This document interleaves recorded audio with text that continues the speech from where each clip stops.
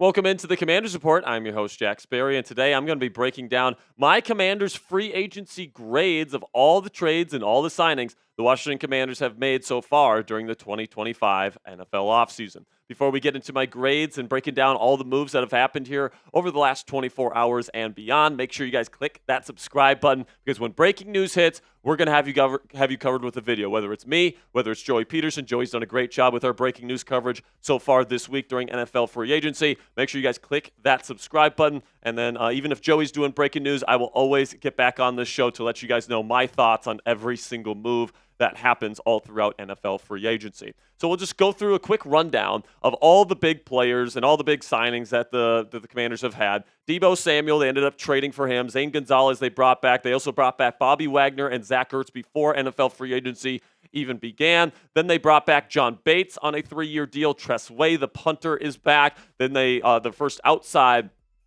big addition outside of Deebo Samuel during NFL free agency was Javon Kinlaw. Then they traded for Laremy Tunsil. That's going to be a big part of today's video, breaking down my reaction to that. Then we signed Will Harris today and Jeremy McNichols. Will Harris on a 2-year, $8 million deal with McNichols coming back on a 1-year deal with details still being hashed out. So we can start here with the Deebo Samuel trade, and you guys already know my thoughts on the Deebo trade. I gave you guys a breaking news video from my apartment when that trade went down during the NFL Combine. 5th-round pick was exactly the compensation that I was willing to give up for Deebo Samuel. We predicted the trade a day before it actually happened with the exact compensation. Now, Deebo is going to be somebody that, definitely needs to bounce back from where he was with the San Francisco 49ers last year. He is no longer a true number one weapon for an NFL offense, but he is somebody that is going to be able to move around the formation. Cliff Kingsbury is going to be able to use him in creative ways in the backfield with motion pre-snap in the wide receiver screen game. He's somebody that's going to be a Swiss Army knife for Cliff Kingsbury to use in this offense and to, really distract opposing defenders with where they put Deebo Samuel on the field. So big fan of the Deebo Samuel trade. I will give this trade an A because I think it's a perfect fit for what the Commanders need right now. Then for a signing here, Zane Gonzalez, the kicker, is back. I'm going to give this signing a C+. For what it is, it's fine. Zane doesn't have the strongest leg in the world, but he was very consistent last year, did not miss an extra point for the Washington Commanders last year. So, I'm not going to say, whoa, Zane Gonzalez is back in A grade, but, C+, decent signing. I also think they're going to bring in competition at some point for the kicker position, somebody with a stronger leg to potentially win the job in camp. Still haven't done that yet, but Zane Gonzalez is back with the Washington Commanders and is for now this team's starting kicker.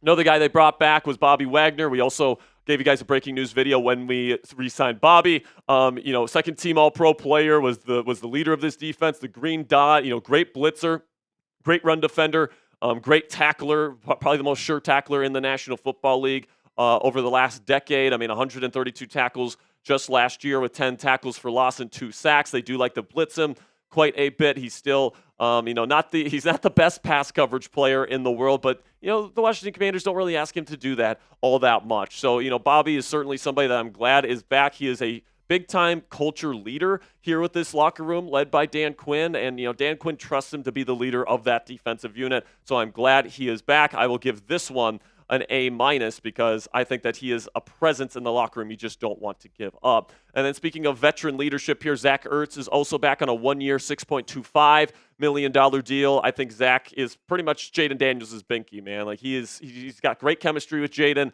He has such a great feel for zone windows when the defense plays zone, and defenses always play zone against Jayden Daniels.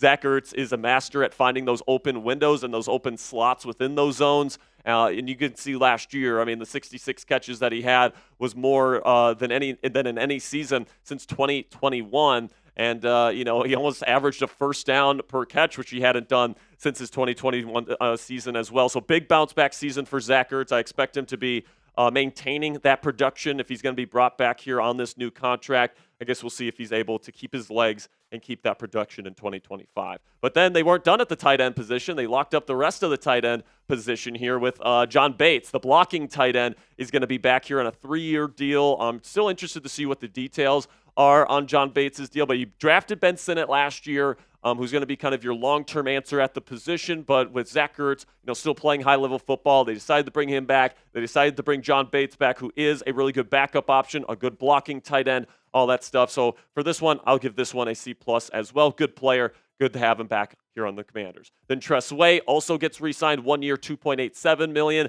Tress Way was somebody that I was saying, was on the hot seat last year because in 2023, he did not have his best season. But in 2024, he really came back. He had a phenomenal year. He remains one of the best punters in football. Definitely glad he's back. Still one of the best punters in football. I'll give him an A- at this point in time. Then we get to Javon Kinlaw, and this is the one that I don't really like all that much, guys. He's a 5 technique. Obviously, Adam Peters was with the 49ers when, Javon Kinlaw was there.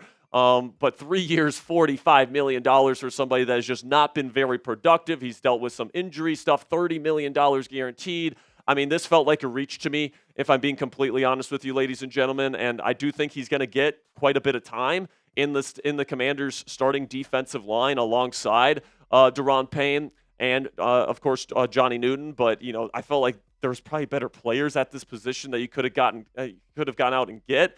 And $15 million per season with $30 million guaranteed seemed a bit rich for me for a guy like Javon Kinlaw, but hopefully he ends up panning out. And then the big move here so far during free agency was the Laremy Tunsil trade, and I love this move for the Washington Commanders, guys. They get Laremy Tunsil after Ronnie Stanley re-signed with the Baltimore Ravens. There really wasn't a lot of great options left on the open market in terms of the left tackle. They could have overpaid for Dan Moore Jr. They could have overpaid for Cam Robinson. But I like the approach from Adam Peters here, where he was like, no, I'm not going to overpay for somebody. I'm going to go out and I'm going to get one of the best left tackles in the National Football League. Laremy Tunsil, when healthy, is absolutely fantastic, guys. And I like the compensation. I mean, obviously, you give up a 2nd and a 4th round pick next year already to get Laremy Tunsil in your building, not to mention a 3rd and a 7th this year. But listen, man, you got your quarterback in the building. You got your roster mostly filled out with players that you want, and Laremy Tunsil, will fill a position here at left tackle that is an absolute must if the Washington Commanders want to compete for a Super Bowl. Tunsil is one of the best pass protectors in the National Football League. He has been for a very, very long time, and I am absolutely stoked that he is here as the starting left tackle of the Washington Commanders. This move likely means Brandon Coleman will either move to right tackle or left guard. We still have to see if the team will release Andrew Wiley. They haven't done that yet, so they might even be thinking of keeping Andrew Wiley for another season and then moving Brandon Coleman to left guard. That might be the actual plan right now, guys. But with Laremy Tunsil protecting the blind side, this offensive line immediately becomes better from day one. Then we get to the signings that they made today. Will Harris, we put out a video on him earlier today. Joey Peterson did a great job on that if you want to check that out. 2 years, $8 million deal. He's played in the box. He's played free safety. He's kind of had some versatility. The Saints asked him to do a lot of stuff last year. It'll be interesting to see what they ask him to do this year if they expect him to start, because they have Quan Martin, who will for sure be starting somewhere.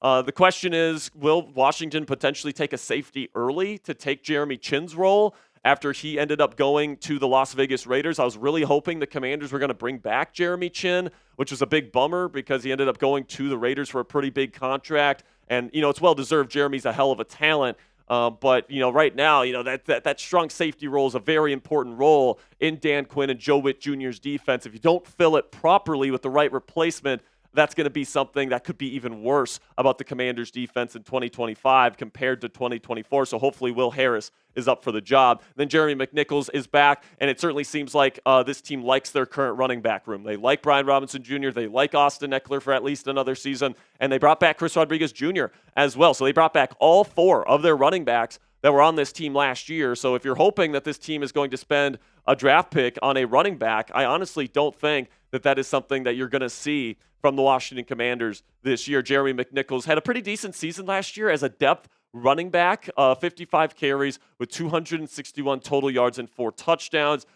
He had some really good individual games as well, which is going to be something that is going to be a benefit to the Washington Commanders. Say if Austin Eckler gets hurt or if something else happens, it's going to be very interesting to see what Jeremy McNichols' role looks like with the Commanders now that he is back. So it's red pen time. Grade the 2025 free agency haul for the Commanders so far. Give me an A, a B, a C, a D, or an F. This is going to be the pinned comment on today's show, so YouTube's going to throw you an ad break here in just a couple of seconds. When that happens, take advantage of that time by grading the free agency haul for the Commanders so far. And if you guys want to help out the show today, we actually have this Commanders t-shirt on sale with our friends at Fanatics. You go to chatsports.com/Commanders shirt. That link is in the comments and description of today's show to be able to get this shirt in your closet today. And it also helps out the channel, guys, because if you use that link, chatsports.com/Commanders shirt, and you make a purchase, Fanatics sends us part of the proceeds. So you guys can get a shirt. We can get some money to help us buy new equipment, improve our graphics, pay our rent, keep the lights on, all this different stuff that we need here at Chat Sports. We want to give you guys the best damn Commanders coverage right here on YouTube every single day for free. So if you want to help us out a little bit financially here and get a Commanders shirt in your closet, go to chatsports.com/Commanders shirt to get this Commanders t-shirt on sale with our friends at Fanatics today. So some remaining team needs here as we continue on in NFL free agency. And, of course, if there's more moves later this evening, we will get you guys more videos right here on the channel. But I still think they need 2 edge rushers, all right? Like Dante Fowler Jr. is still out there. Could he still be returning? We shall see. Will they go out and get an edge rusher? Will they still trade for Trey Hendrickson? I think that is something you should definitely keep on your radar if you are a Washington Commanders fan, is that they may still trade for Trey Hendrickson. They also need to get a cornerback, all right? Right now, you got Mike Samer still, and you've got Marshawn Lattimore, but you don't have somebody as that third starting corner, all right?